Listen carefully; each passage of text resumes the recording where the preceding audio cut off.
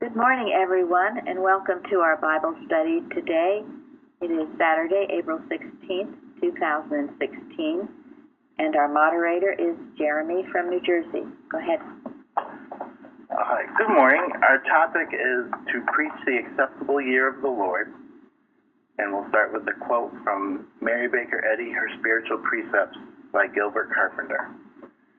Mrs. Eddy taught that we live in a mental world, hence that every phenomenon means something in the mental realm and points to its noumenon. The Bible, to the metaphysician, is a record of outward events, given so that one may trace back to their mental causes, thus giving us divine authority to put the whole external world on a mental base. Thank you. And then question 1. From the Bible readings in Luke 4, what events preceded Jesus' return to Nazareth? He was fasting in the desert. He had the encounter with temptations while he was fasting. Well, he had just come from being baptized, and then he went and was tempted by the devil. And then after that he went and taught in the synagogue. And the same was going on about the healing.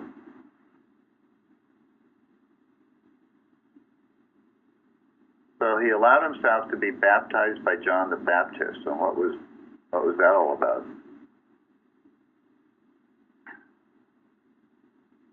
To fulfill the prophecies. How did John feel about it?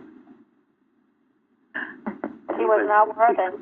That he should not have, that he wasn't worthy to baptize him. Said, you should be baptizing me.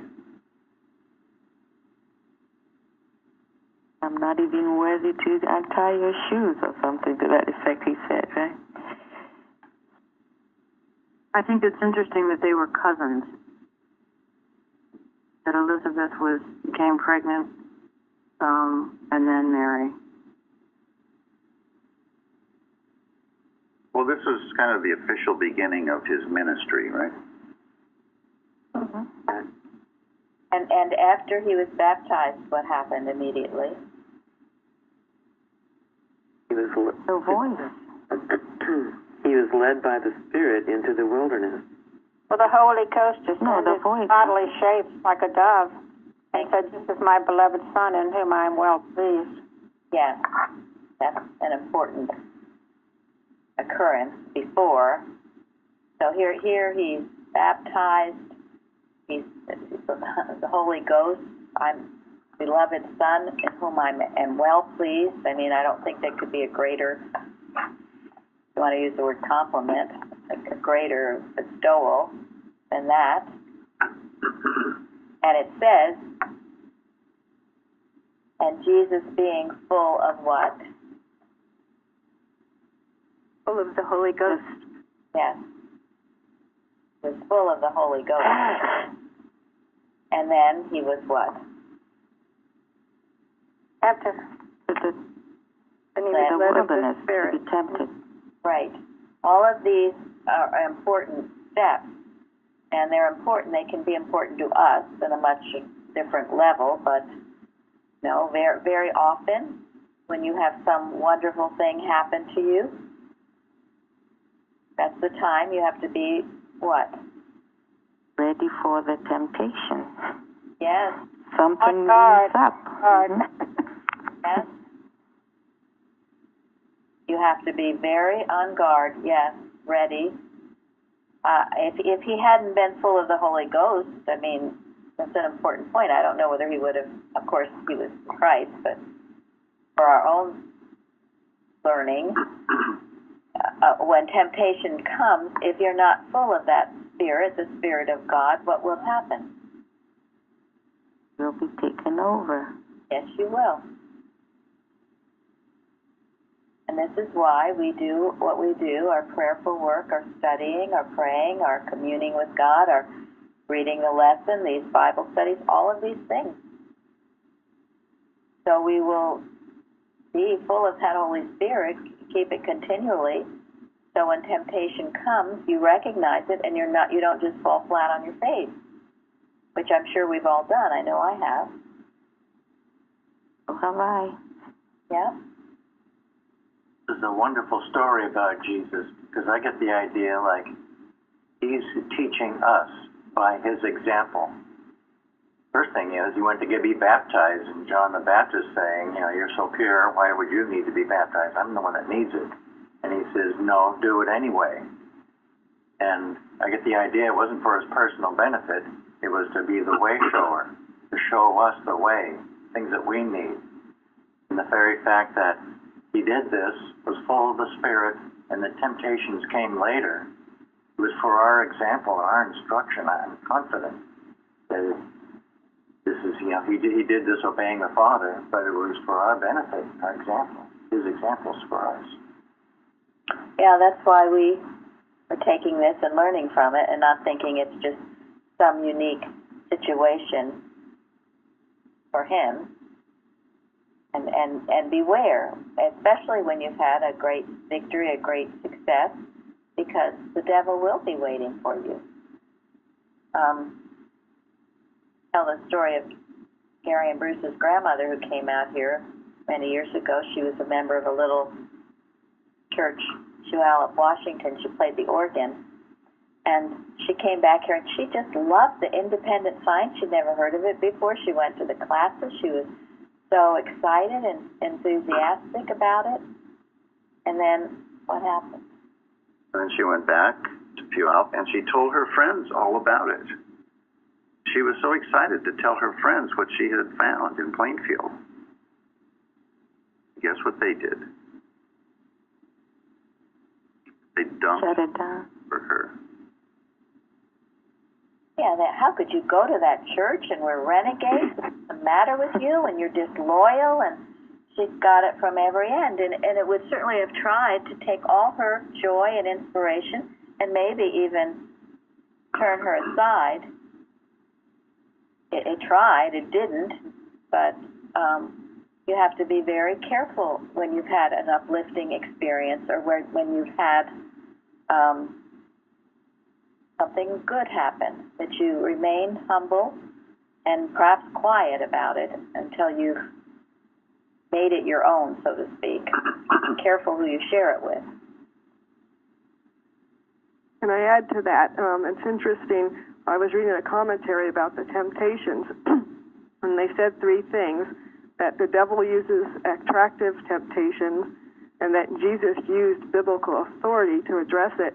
But what was also interesting in reference to what you just said, they mentioned that the devil in this, he used the Bible when he said, cast yourself down, because it says that God will give you angels charge over you. And what their comment was that the verses being said don't necessarily convey the will of God when the person's saying it. And that I found often in this movement in the Boston is that they would use all this science and Bible to defend what their beliefs or their stance, and then they would try to educate you when you would go off to what they would call renegade or independent thinking. And that's one of the temptations that Jesus, was the devil tried to take him off with God's words.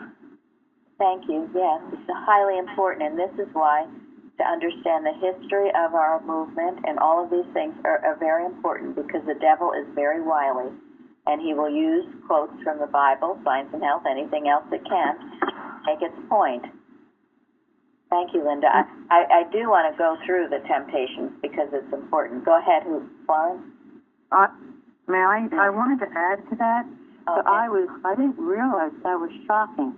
That Satan said to him, this is a quote in the commentaries, Matthew Henry, I counsel thee to do it for God, if he be thy father. He hath forgotten thee. I didn't realize that Satan said that. That's terrible. Well.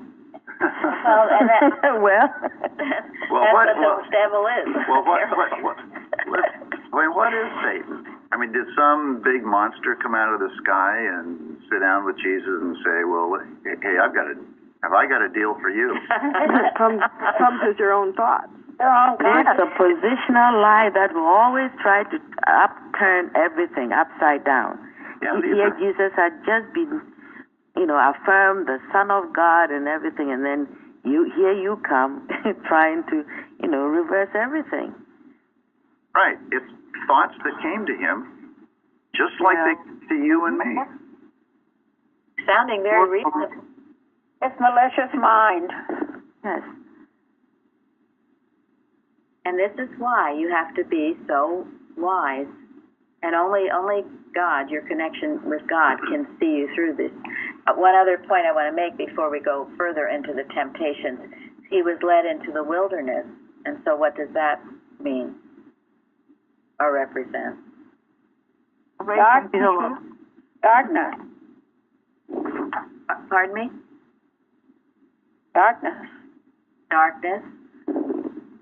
Also alone. Alone. Sometimes it's good to be alone. Sometimes you can be really attacked when you're alone.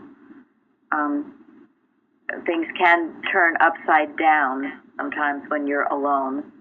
The voice becomes stronger, especially when you're not with friends who you can trust. That's why, as Florence loves the ways that are vain, just actually goes very well with these temptations. She says it will take you away from the people of God, and it will make the truth sound like error, and the error sound like truth. Wilderness, darkness, aloneness. Sometimes it comes at night. And in this case, he had to be alone with God to get ready for his ministry, because he didn't have any friends that he could trust. There wasn't a person on earth who was at his level. Yes. Spiritually. And he was able to go for 40 days and 40 nights without eating. Yeah, now what does that represent? He was fed spiritually. Satisfied. He was demonstrating his dominion over every material belief.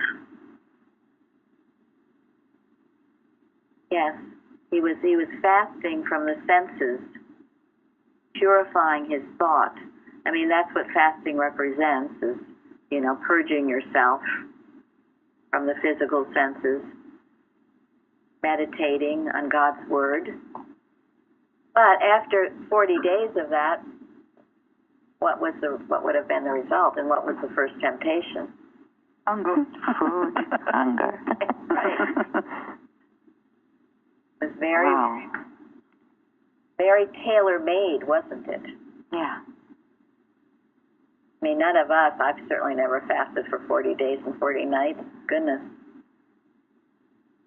Must have been starving. 3 days is bad. That's a long time. 40 days. Some people might have died. Some people might die if they didn't eat for 40 days and 40 nights. Mm-hmm. That is the belief. That is the belief. The other thing is, we who are not on Jesus' level, but you have to be careful that you don't get over hungry, overtired, because that is what would happen. Susceptible to suggestions. You'll be susceptible to Vulnerable. To the devil. Yep. Now, if you're that far advanced that those things don't bother you, but most of us, if you go days without sleeping or eating, you get really, really done in, so to speak, and you would be susceptible to these suggestions. In the story of the psychologist and the magician, what got to him? You know that story, most. Was it the meal at the end? Right, the meal at the end. He went through all of these temptations to believe these awful things were real that weren't. and he was able to pass those tests. But at the end, when he was hungry and tired, he sat down and had a delicious meal, which was mesmerism, the meal itself. If you don't know the story, it's in the Eustace book, The Psychologist and the Magician. It's one you should all be familiar with. So it was that temptation of the eating and relaxing and all of that. Okay, so what was the first temptation, and how did Jesus handle it? He said the devil tempted him to make a stone into bread.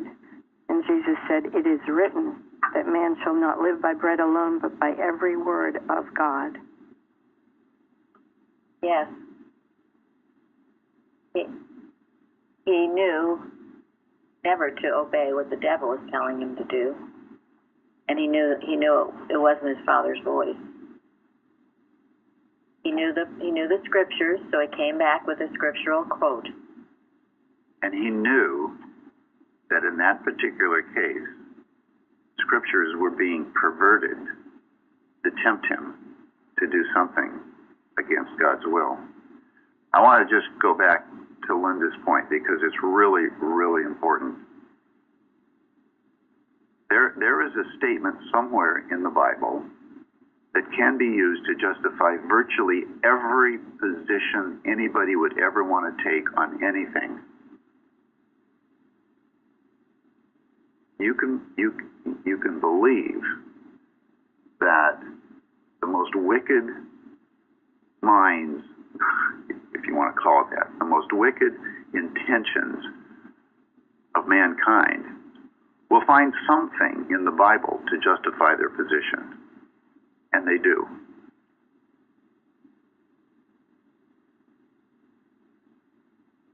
That is why we don't read the Bible literally. That's why Mrs. Eddy says the inspired word of the Bible we take. That is why we have these Bible studies.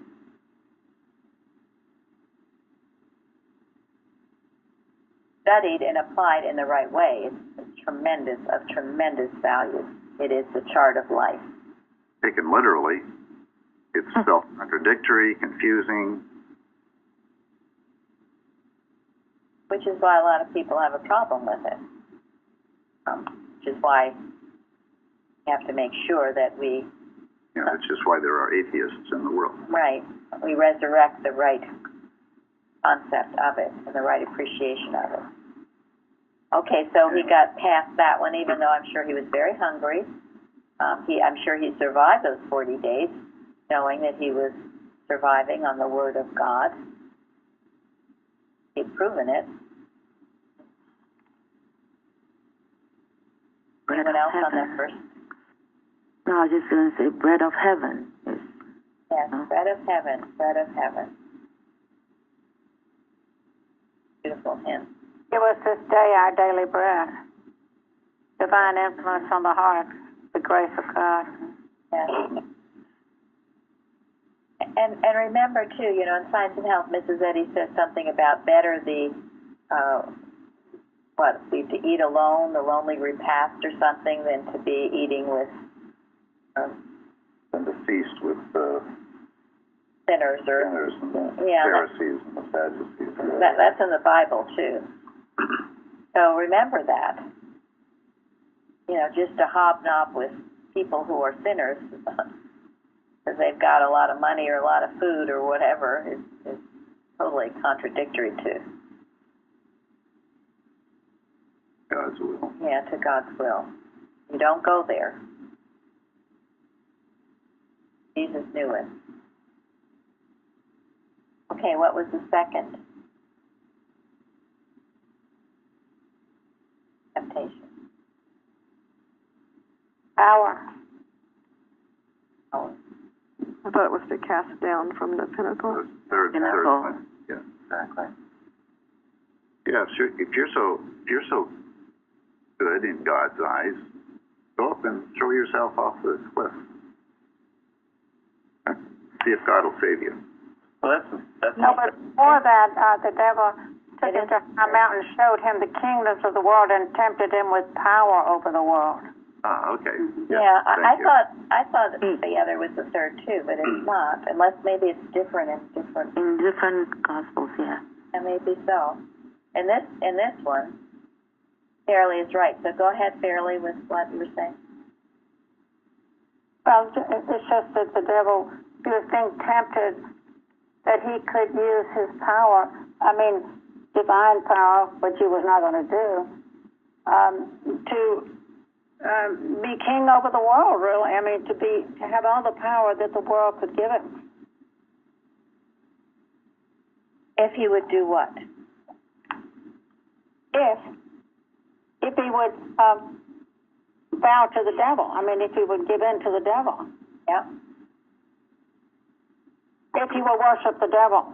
If thou therefore wilt worship me, all shall be thine. You know, these temptations are so instructive. The first was the temptation to be a slave to the senses, and then the second one, this whole idea of wanting power. But in order to do that, you have to sacrifice your conscience and serve the devil. So as those that really seek and desire to be in position of power so they can be the man in charge, without following God, they have to sacrifice their conscience to even want to assume a position like that. That's that expression, selling your soul to the devil. It's very, very wicked, but you know, I couldn't help but think about it when, through the law case, we were asked to do what? Give allegiance to the church. Yeah, before we were sued, we were told to fire our trustees and elect new trustees who would pledge their allegiance to the board of directors in Boston. I mean, can you believe that? Whoa, talk about a red flag popping up there. That was also the basis of their suit against the publishing trust in 1918, 1919. Their claim was that the trustees of the independent trust were subservient to the board of directors of the church. So I assume that means that every other Christian Science church that is open has done that.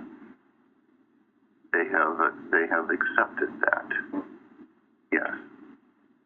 Remember the church I went to before I came here, every year they would send a loyalty letter to Boston. And I asked my mother about that. I said, what's that all about? And she couldn't answer. She had no idea what it was about. Teachers have to do that too. Or they don't have to, they do. Mm-hmm. About mind control. Yeah. It's unbelievable. I mean, I hear all this. It's like no one was thinking. You never do that. Mrs. Eddy wouldn't ask that. Your loyalty is to God. And Jesus didn't, even though he was tempted. That is what it means to worship the devil.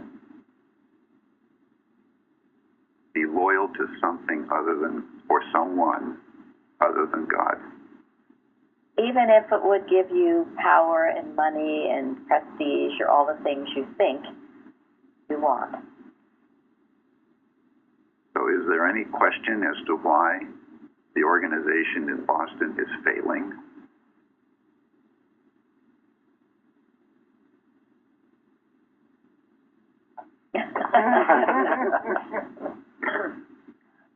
Okay, and in that one he said, "Get thee behind me, Satan." And I do believe in maybe the Matthew version that is the last one. But anyway. Yeah, I just read that Matthew and Luke just have it in different order. And Yeah. actually, they think Luke's was more geographically logical because he was moving from the wilderness to the temple. Just as a side note. Okay. Okay, well, whatever. Yeah, whatever. Yeah, the one where he blasted the devil, I always thought that was the last one, and that's what we all must do when the devil is tempting you. Get thee behind me, Satan. Thou art an offense to me. So when you've got these temptations coming at you, you tell it to go to hell where it came from. And you can't be nice about it. You can't say, oh, I don't want to hear you anymore. Stop, please. Don't do that. Just go away, go away. You You can't do that. I've tried it. It doesn't work. You gotta be tough.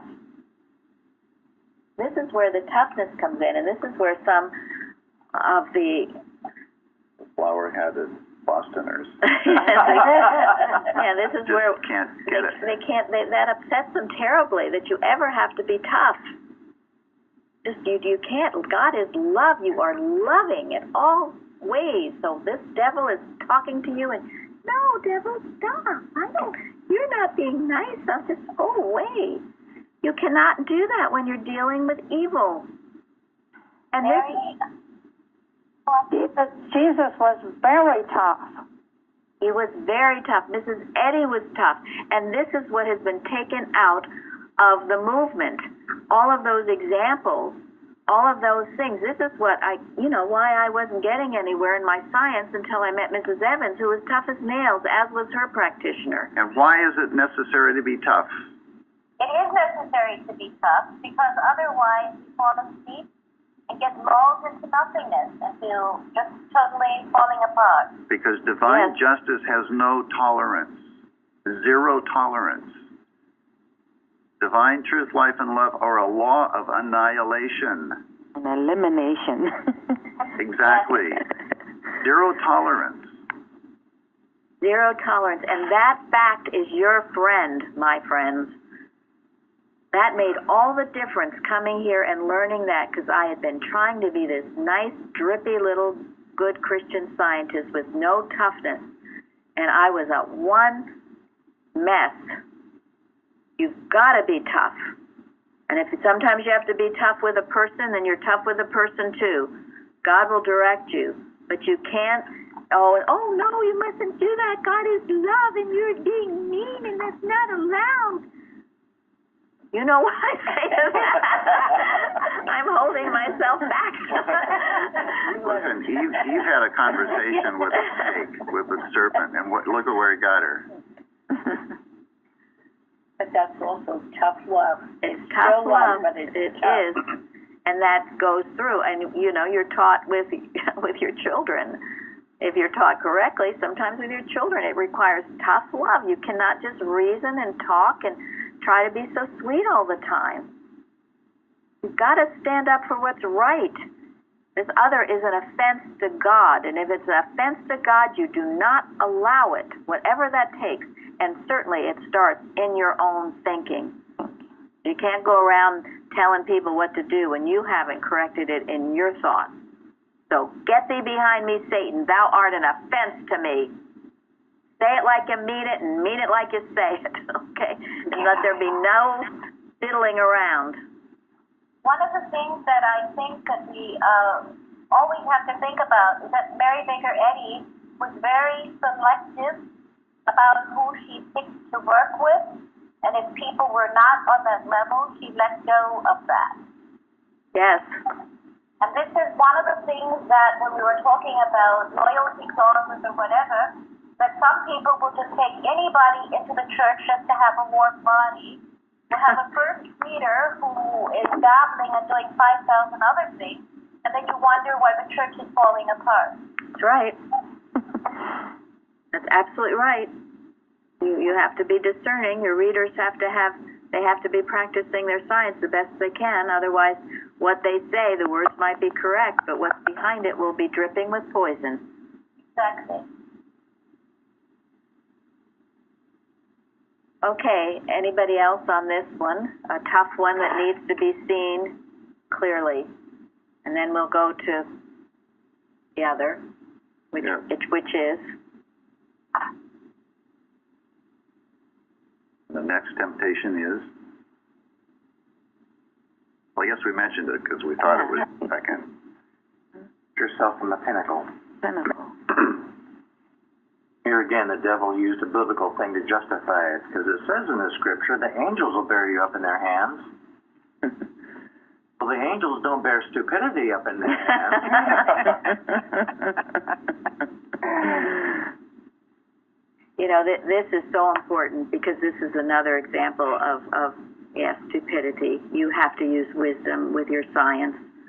You don't go around doing stupid things just because you're a Christian Scientist and you're immune to everything. You know, we would hear horrendous stories, mothers sending their children to school with chicken pox and, you know, people not using birth control, and just it goes on and on and on. Well, if you can demonstrate all of those things, yes, and if you can demonstrate it, you'll be able to prove it. But unless you can, you are really asking for it. You use wisdom. You know, not locking your doors, but whatever. There are things that you do because it's the wise thing to do. You don't want to lead other people into temptation. And what was Jesus' answer to that one?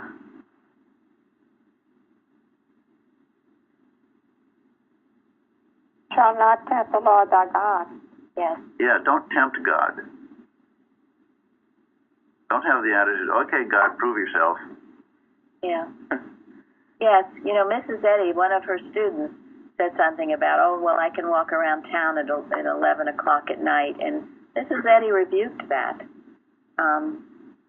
You know, you don't do unwise and stupid things, and Tom had some horrendous story about someone doing that who didn't meet a very good ending.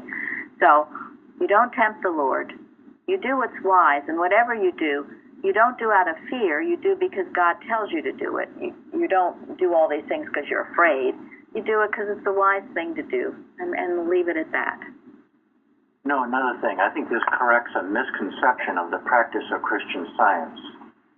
You know, we don't do things to manipulate God or God's law. Yes. God's law does not yield to anything else. We yield to it. Thank you. Come on your knees to it. Well, to that, even Jesus wasn't just winging it. He was following Scripture to do all this stuff. So I think very recently I got the sense that, hey, other people have had to work this stuff out too. It's not just me and up there, you know. So I think that's a good thing, is that not just winging it. Right. Yeah. And he knew his scriptures well enough to combat, because if he didn't know that scripture, then he would say, oh, yeah, devil, you're right. That's true. I'll fling myself from the pinnacle. Why not? But no, he knew the scriptures well enough. That's why we must be wise, and that's why we do this studying, so we're not easily tripped up like that. Because it will. You know, your children will give you some answer packet to something you say, and you've got to come back with what's really true. You know, air is always trying to throw you off guard. Anyone who would like to argue the facts of science with you. So, well, you have to always have understanding. Yes. Otherwise, it's just belief, and you don't know what you're talking about. Exactly. Is that Tom? Yeah, it's Tom. So it just reminds me when I was a little kid, and every now and then, you know, being around other Christian Science kids, you know, someone say, oh, you know, I can run to the woods and through poison ivy, and I'm okay, you know? And I just always, when I was a little kid, I always thought there's something not right about that, you know? Something foolish about that. Yeah. Christian scientists should be the most common, sensible people on this planet, and God will direct. Right. And if you should happen to have gone into poison ivy, you can claim your exemption from it. But don't do it to show off or to prove. And, you know, I often hear, too, well, I want to prove to my family that this works. You don't have to prove anything to your family. It's already been proven. You just get your own thoughts straight and line yourself up with God. This idea of wanting to prove, it's almost like a show-offy type thing. I don't like the sound of it, and I'll hear it. I have to prove to them that this works. Well, who are you to prove anything? God is the one. What do you think, a practitioner? I've got to prove to you all I can heal. Talk about setting myself up for a bullet in my head. Truly. This isn't about you, and it's not about me. This is all about God and His healing power. So don't try to show off, because that's ultimately what that sounds like to me. And you know what happens to show off? Okay, did we rip that one up? Okay. Good. So we spent. we covered question yes, 1. Yes, we did. Okay. Question number 2. Did those events prepare Jesus to fulfill the words of Isaiah?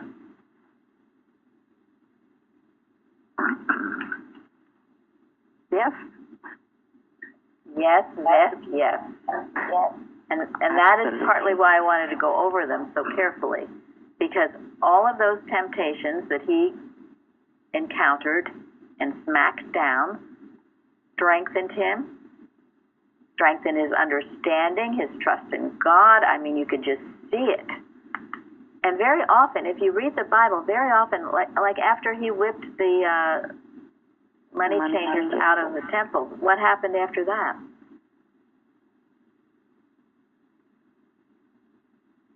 He did great healing work. He went out and healed. He went out and healed. Because he obeyed the Father. Obedience to this truth is what gives you not your power, it's God's power. You're letting God use you, gives you the ability to heal.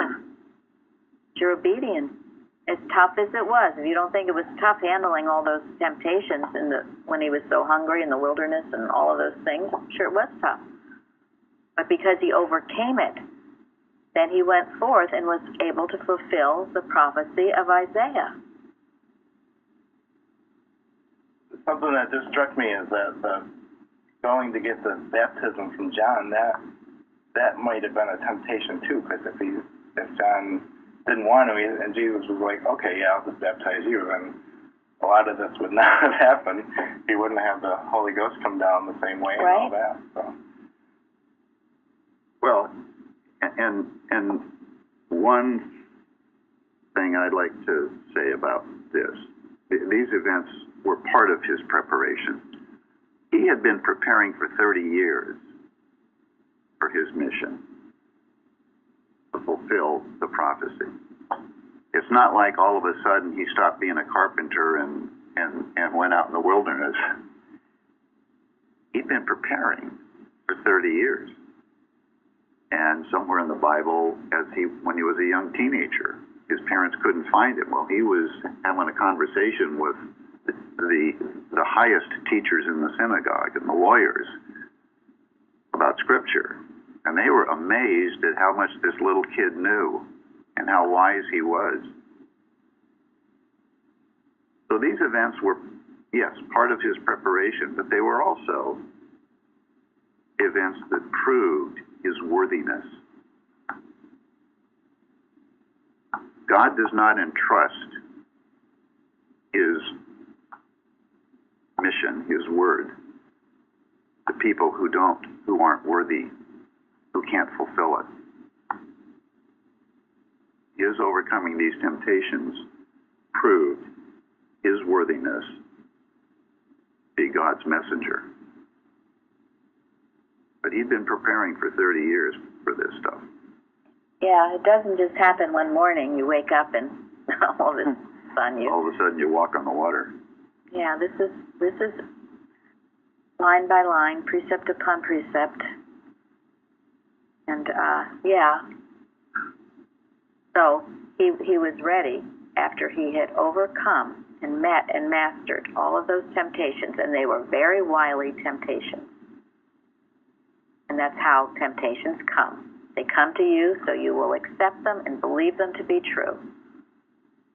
And along with, I would suggest you all read Ways That Are Vain. Again, go ahead, Florence. I was going to say it also is teaching us to take our humble steps with joy and with patience, not, to make leaps that we are not ready to make. Just patiently growing as God leads us to. We'll gain what we need to gain and be ready for His work. That's excellent. Yeah, because we don't leap all at once into the kingdom of heaven. And there are no shortcuts to it. I used to try to take shortcuts, thinking I could, bull my way through, or somehow. You can't. It's impossible. That's what's so wonderful about the science. You've got to follow you've got to be obedient to your Father, step by step. You can't make any missteps.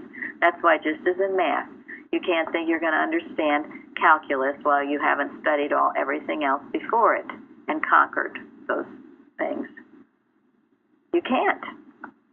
It won't work. You'll just fall on your face, and then you'll be angry at God and Christian Science. And you'll think that math is a lot of malarkey. Yeah. It just doesn't work. It just doesn't work. We just haven't been willing to, as Florence just said, patiently apply it and not try to take shortcuts, or you don't go into the kingdom of heaven in a single leap bound. Not happening. I mean, in truth, you're already there. If you can demonstrate that, that's great. But usually all of us have to work our way through. And I find, as a student of Christian Science, I find I have to face regularly,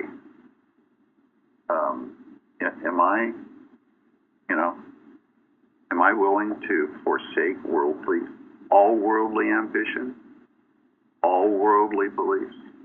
Have I risen above all of that stuff? Until I have, got a lot of work to do. And it's joyous work. I mean, I'm happy to do it. But I can't kid myself to think that I know Christian Science when I'm still tempted by worldly ambition or belief that I need a really good meal today, or any of those. And Mrs. Eddy talks about emerging gently. So, Jeremy, are we... Okay. Question? But can't we enjoy a nice meal? Go ahead. I'm not saying that. Go ahead. Sure. Absolutely. What are you serving? Yeah, we'll join you. Yeah. Nothing. I'll be happy to join you. I love a good meal. I think Is it prepared with the grapes With of love.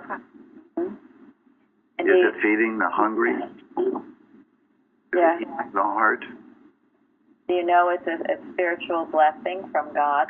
All of that is what we do, and to make it, prepare it in the right way. Yes, I know that's helpful in spiritual precepts. It's explained, the Mrs. Eddy wanted her students to understand they must prepare the meals as unto God, as unto the Lord. Right. Mm-hmm. And to see it coming from Him. But many times, and I think Gary was talking about just the lusting of any material thing and just seeing it as a material thing, and Yeah, I understand. you want something else and never satisfied. May I read something before we go to number 3? Sure. It's from Matthew Henry, and I think it fits here, slowly, going into, trusting God. We must not do anything, that looks like giving place to the devil. He, that was Jesus, would not do anything that looked like distrust of his Father. He would, like the other children of God, live in a dependence upon the divine providence and promise. Thank you. That's excellent. And there are many ways, you could give people the appearance. You've got to be careful. Mrs. Evans, and rightly so, she was a stickler with couples and with flirting and that kind of thing. She would not allow flirting.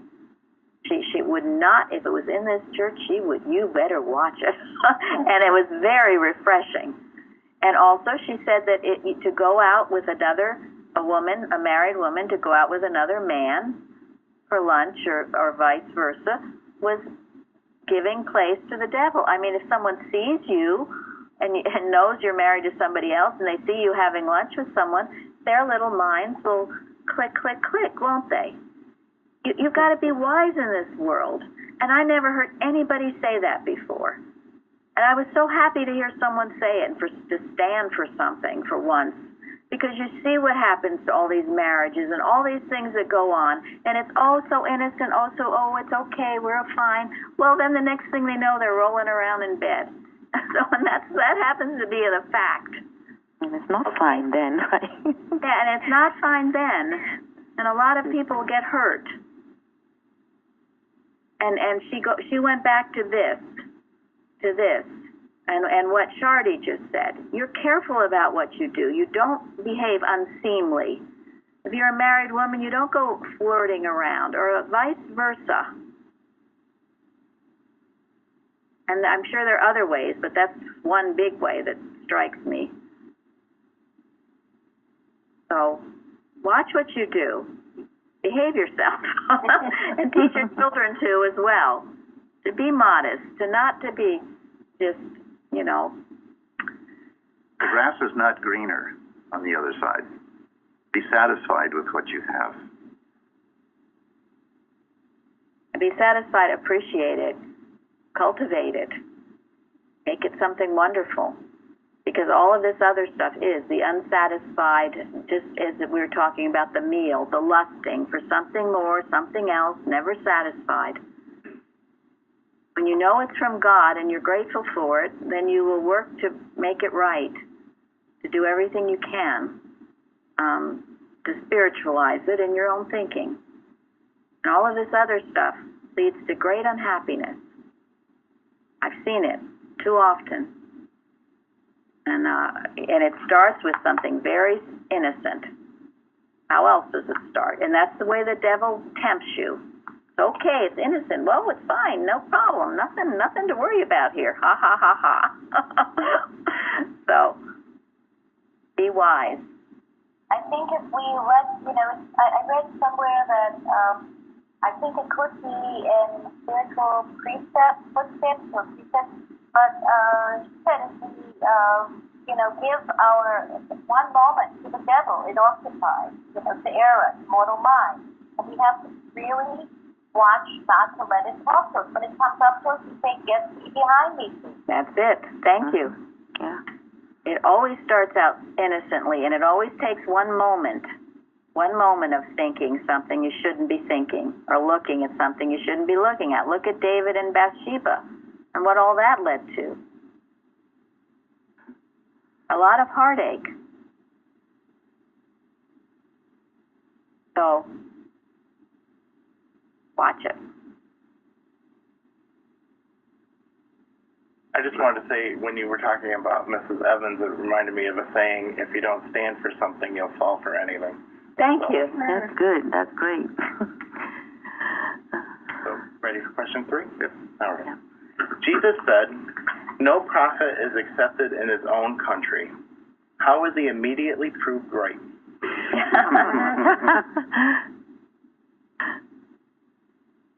Didn't take long, did it? It really doesn't.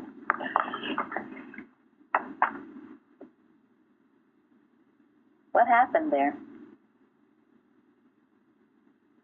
They quickly started to talk. Isn't this Joseph's son? Like, oh, who is this? All of a sudden, he can do all these things. They wanted to hold him as what he was before he left them. Well, he was Joseph's son, and they didn't want to see him as any kind of growth or change or who he really was. Didn't they also try to stone him? Took him to the edge of the town and tried to stone him? Yeah, after they said all those things. Yeah. He got up and read from Isaiah, right? And claimed that he was the one. And boy, did that infuriate the carnal mind. And then he went on. It still does. Still does. It still does. And then he went on to tell everybody, listen, you're going to ask me to heal here like I do over in Capernaum. Well, sorry, but Elisha and Elijah didn't heal the Israelites. They healed Naaman, the Syrian. It was interesting. That's what Linda read last week. But the Israelites didn't get healed by him. And during the famine, there's only one, lonely woman. A widow who was preserved. All the Israelites starved to death. I mean, he was rubbing their nose in it.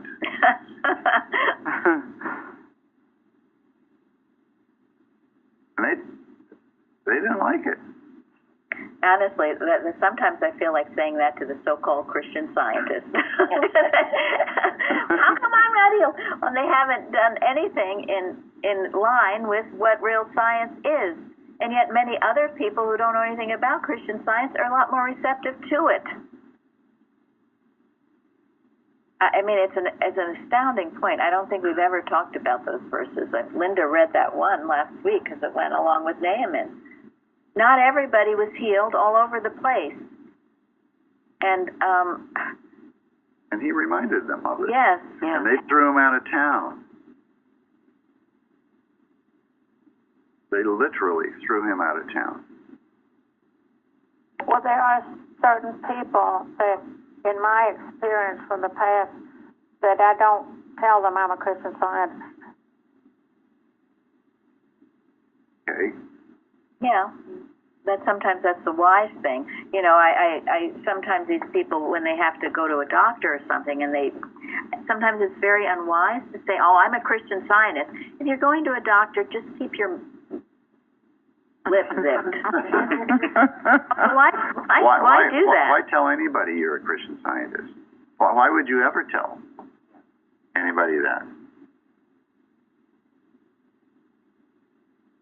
Why would you ever wave a red flag in front of a charging bull? I mean, what's the wisdom of that? Now, it's not something that you hide. If it's going to actually help somebody. And that's the difference. Oh, no, well, if there are people that you know, and you know they're at least possibly receptive, then that's entirely different. It is. And if by your life and your deeds they want to know what is it about you, that's when you do it. But to just go around telling people that is foolishness. No sense. Why? As Gary said, why do that? Let your deeds in your life show forth what you are. And then if they ask, then you tell them. But you don't go around and say, hello, I'm Mary, I'm a Christian Scientist. Unless, of course, God directs you to do that. I mean, there have been a few times maybe I have done that. But I've let people know I'm a practitioner if they ask. But again, if they ask. So. Been more harm done than anything else by putting labels on people. There's only one label that fits, and that's Son of God. Yes, which we all are. Yes, which everybody. Well, it's that malpractice that I was thinking, like, some of them were probably thinking this guy made my end table or whatever, you know. Well, exactly. And then they're not going to let him in their mind become anything more than that. Thank you, because that's the other important point of this story. This is the personal sense. And this is what can happen to you when you want to go visit your relatives that you haven't seen in a long time, and they remember you as little darling Janie, who used to, I don't know, play in the sandbox. Yeah, used to play in the sandbox. And they have not realized you're not that anymore. And they will see you that way, and you will feel it. This is all personal sense. They had a personal sense of Jesus. He was the carpenter. Who the heck is he telling us all this stuff? Got a lot of nerve. All the carnal mind, the jealousy, the envy, the hatred just rose up and tried to kill him.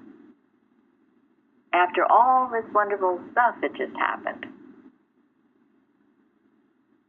So beware of it. It doesn't like you. It wants to pigeonhole you.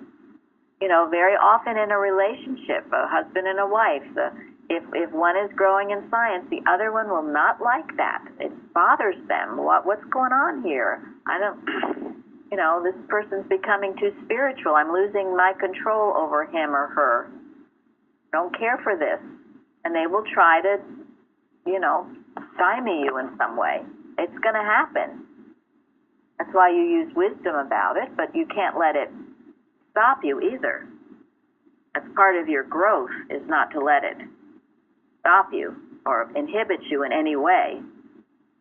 But I think all families do that. They kind of pigeonhole you into box, and they, no matter how much you have changed, they still see you as whatever idea they have of you when you were a child, which could be really upsetting at times if you're trying to break away from a certain mold, and yet, every time you meet your relatives, they bring you back, or try to put you back in there, and you find like, dreading those family gatherings and so forth. That's right, and that's why don't do it if you're not comfortable. That's part of this, what Christ Jesus said about the foes will be the members of your household. Sometimes it's more trouble than it's worth. No prophet is accepted in his own country. Yep. Sometimes not in his own family. Yes, they will just what they did to Jesus. And that other statement about familiarity breeds contempt. Too much. This is amazing. I wrote that on my preparation. Well, you think you know somebody, and they couldn't possibly do anything other than what you expect them to do. Yep. So you can ask yourself, and as someone, maybe it was Shardy, just said too, would we recognize the Christ today? That's the big question. If he were to come, if he were to insult you, as Jesus in a way insulted these people, would you throw him out of the synagogue? Would you listen? Would you see the Christ? Do you see the Christ in others? If you want people to see the Christ in you, you've got to start seeing the Christ in them, whatever that is. People you work with, people you live with. You separate the error from those people, but you look for the Christ, whatever percent they might be expressing. And that is what divine love is all about. Anything less than that is not love. And if you've had an experience where everywhere you go, people treat you badly, you change yourself. You change your thinking about them. You don't, and that includes husbands and wives too. You're not, I'm out to get that guy, he just doesn't do right, he doesn't think right, he doesn't do this. Well, dominion is within you. Otherwise, you will always be the helpless victim. You start with yourself, and you keep working on yourself till your experience changes, because it will. For every finger that you point, what? Four point back. Four comes to you. Right. Well, I thought it was interesting this. I can relate. I was reading about Ira and Flavia Knapp. Yeah. And the town that they grew up in, been there for generations, and they were very involved in the town's affairs and everything, and so after they became Christian Scientists and were healing people in the town, many of their lifelong friends would never talk to them. There you go. There you go. Well, that reminds me of Mrs. Eddy's experience with her sister. She begged Mrs. Eddy to come to her home and heal her daughter. Healed her daughter, and when the sister walked in, Mrs. Eddy and the daughter were playing, and she threw her out of the house. She said that she was doing the devil's work or some such thing. That's right. I remember that. Oh, yeah. Mm-hmm. Yep. She was spurned by her family. She was kicked out of home. That was her years of trial. She went from place to place. So I'll be interested to relate how remarkable the healing was for the Knapps, both Ira and Flavia. I don't know what the problem was, but they weren't doing well and weren't getting healed. So they got healed through Christian Science. That's how they got into Christian Science. And at one point, a practitioner came to visit them, arrived at the train station, and asked the person at the train station where it was a small town, they didn't see Flavia Knapp, and the person said to the practitioner, "Oh, she would never come to the train station," because he knew her as being so ill that she could never do that. So then she thought she would just go to their house on her own, and then this young woman came up to her and asked her, "Are you the practitioner?" I forgot the practitioner's name, you know. She says, "Yes." And says, "Oh, are you Flavia Knapp's daughter?" And she says, "No, I'm Flavia." Wow. That's how remarkable the healing was, you know? Isn't that wonderful? Mm. Great. But the town rejected him, you know? Yeah. Yeah. What has happened with Mrs. Eddy and her own family with the next pregnancy? Oh, yes. Oh, yes. Mm. Her own son could not, he was so greedy. You know, this human sense of son, she had to totally handle this idea that this son and his daughter and other members were just interested in her money. The people, they wouldn't even let her into their own home before. Yeah. This personal sense, carnal mind, it is a killer. Don't Don't be surprised. be surprised when it's nipping at your heels. Stay above it. And don't get discouraged if it comes from someone close. Always includes a green-eyed monster, jealousy. Yep. Right. Yep. Because truly, in this case, it was jealousy. It almost always is jealousy.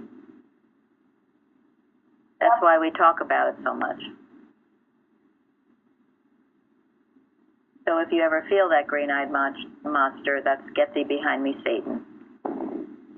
Well, we have come to 11 o'clock, and we could probably talk another hour. Shall we continue this for tomorrow, or are we done with that question? Let's say that. We thoroughly discussed that. The personal sense of things, how they would not accept who he was. He answered it quite well, didn't he? And of course, he was totally protected. They didn't hurt him. He walked through them, through the midst, as Betty was saying, midst. He walked through the era. It didn't get him. Betty was saying that to me yesterday. Yeah, the mist in the mist. That's right. Right. What's what? Do you have any more, Jeremy, to speak on? No, that's all I have. Anyone else on that question?